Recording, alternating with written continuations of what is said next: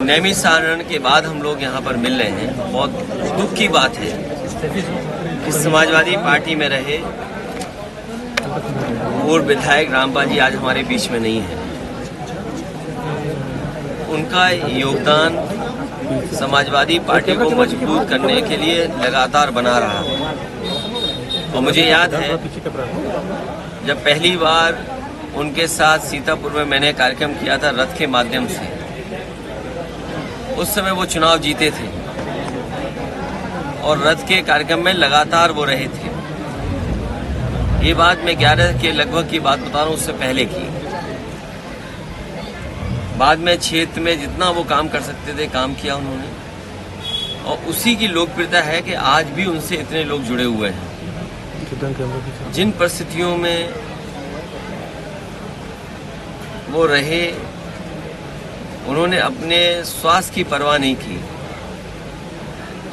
जनता के दुख में शामिल बने रहे, जनता की कैसे सेवा हो, मदद हो, उन्होंने अपने शरीर की परवाह नहीं की। बातचीत में अभी परिवार के लोगों ने बताया कई बार उनके पैरामीटर्स किडनी के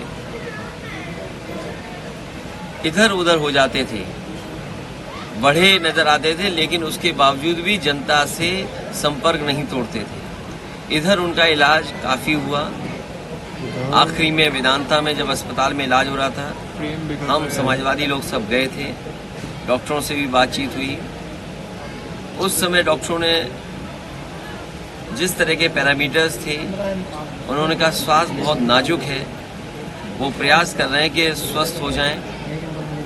जो उन्हें पैरामीटर्स कंट्रोल करने थे, लगातार आईसीयू में एक्सपर्ट डॉक्टर्स, जिम्मेदार जो जानकार हैं वो डॉक्टर्स, नर्सेज, स्टाफ बना रहा, लेकिन वो बचा नहीं पाए। आज वो हमारे बीच नहीं है। घोसी चुनाव में कैसे देखते हैं? घोसी चुनाव इसलिए चुनाव भारतीय जनता पार्टी के लिए नहीं बचा क्योंकि वहां की जनता ने मन बना लिया है कि जो हमारा प्रत्याशी है सुधाकर सिंह, जो जनता की सुध लेता है, सुबह शाम दिन रात चौराहे पर उनके पड़ोस में उनके पास रहने वाले प्रत्याशियों को ऐतिहासिक वोटों से जिताने जा रहे हैं। ये जितने मंत्री जा रहे हैं ये अपना काम नहीं बता रहे हैं।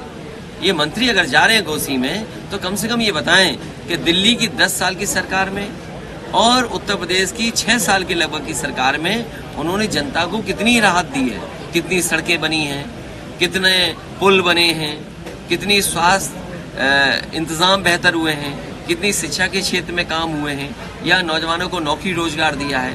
बुनकरों का जितनी कुछ योजनाएं थी सब छीन ली गई। बुनकरों को जो सुविधाएं मिलती थी वो छीन ली गई। आज हर घर में मीटर लगा दिया सरकार ने। मैंने तो सदन में पूछा कि मुख्यमंत्री जी कम से कम ये बताओ कि आपने कौन सा बिजली का कारखाना बनाया? एक भी बिजली का कारखाना मुख्यमंत्री जी ने नहीं लगाया। ये जितनी बिजली मिल रही है आज उत्तर प्रदेश को, चाहे सीतापुर को, चाहे लखनऊ को, ये वही समाजवादियों की देन है। जो बड़े बड़े कारखाने, सब स्टेशन और ट्रांसमिशन लाइन बनी थी, उसी की वजह से बिजली उपलब्ध हो रही है। इन्होंने केवल एक काम किया, मीटर लगा दिया और हर गरीब के यहाँ हजारों का बिल भेज दिया। हजारों का बिल देना पड़ रहा है और जो बिल नहीं दे पा रहा है उसको नोटिस मिल रहा है या पुलिस परेशान कर रही है। सीतापुर में ट्रॉमा सेंटर बनवाया गया था, अभी तक चालू नहीं हो पाया है। जब तक ये बीजेपी सरकार नहीं जाएगी ट्रॉमा सेंटर नहीं चालू होगा। लोकसभा चुनाव में कितनी सीटें इंडिया की रहेंगी इस बार? इंडिया और समाजवादी पार्टी सभी सीटें जीतने जा रही है। अखिलेश जी, मायावती जी इंडिया में शामिल होती हैं तो उत्तर प्रदेश में आपका सीटों का बंटवारा कैसे? अरे भाई, आज के जमाने में सब ट्वीट पढ़ लेते हैं। कैसे पत्रकार हो जो ट्वीट नहीं पढ़ा उनका? तुमने कम से कम सुबह अगर आपने ट्वीट पढ़ लिया होता उनका, तो शायद ये सवाल आप नहीं पूछते। इतना लेट मत चलो। क्या चुनाव पहले होंगे? चुनाव मैं समझता हूँ जब होंगे तब के लिए समाजवादी पार्टी तैयार है। कौन संयोजक बन रहा है? ये बड़ा सवाल नहीं है। बड़ा सवाल ये है कि बीजेपी को कैसे हराया जाए, और बीजेपी को नहीं हराया तो मैं आपसे आज कह के जा रहा हूँ वोट देने का अधिकार छिन जाएगा। ब्लॉक प्रमुखी में क्या हुआ, जिला पंचायत में क्या हुआ, एमएलसी में क्या हुआ, और आपके घर परिवार के लोगों के वोट कभी इस बूथ पे कहीं उस बूथ पर, कुछ परिवार के सदस्यों का वोट नहीं। इसलिए अगर बीजेपी 24 में जीत गई, अधिकार तो छोटी चीजें जो छिन रही है अभी, अधिकार से बड़ी चीज है आपके वोट का अधिकार। अधिकार तो छिन गए क्योंकि जो संस्थाएं थीं उन संस्थाओं पे कब्जा कर लिया। इलेक्शन कमीशन पे भी कब्जा करना चाहते हैं, यूनिवर्सिटियों पे कब्जा कर लिया है इन्होंने। एनडीए का प्रधानमंत्री चेहरा कौन होगा? एनडीए का तो नहीं, इंडिया का पूछिए। देखिए एनडीए का पत्रकार साथी उनके पास कोई नया नाम नहीं है, वही पुराना नाम। और फिर 10 साल की क्या उपलब्धि है और लखनऊ की क्या उपलब्धि है उनकी, महंगाई उपलब्धि है। और सोचिए कितने महीने, 10 साल में पहली बार रक्षाबंधन आया बीजेपी के लिए। सोचिए 10 साल में पहली बार बीजेपी का रक्षाबंधन आया जिसमें 200 रुपए उन्होंने सिलेंडर के कम किए। क्या पिछले 9 सालों में रक्षाबंधन नहीं आया? क्या ओणम त्योहार नहीं आया पिछले सालों में? तो सोचिए चुनाव की वजह से इतने महीनों की लूट आप कहां से कहां ले गए? 400 रुपए से कहां ले गए आप? तो ये मुनाफा किसकी जेब में जा रहा था?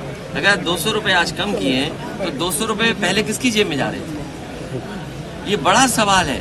और फिर सोचिए, इनसे पूछिए कि 2000 छापा और 2000 हटा लिया, आखिर क्यों किया छापा था फिर आपने?